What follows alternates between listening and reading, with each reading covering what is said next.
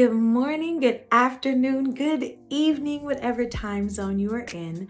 I am Janessa Siegel, your wealthy wellness warrior, here with your Money Smarts weekly activity. So welcome to week 4. You have made it throughout the entire month. This week, we are going to talk strictly about styling your life. Many of us are told whenever we start managing money, money should only cover expenses, only your necessities, that's it.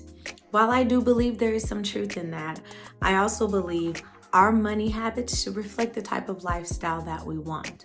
That does mean being responsible with your spending, being aware of your habits, and making decisions that are healthy for you.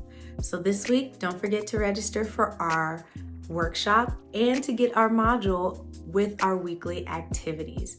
If you have any questions, feel free to call us, email us, or visit us online.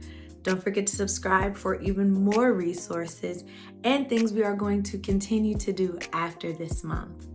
Remember, consistency is key and change takes time. Stay smart, stay healthy, and stay financially well.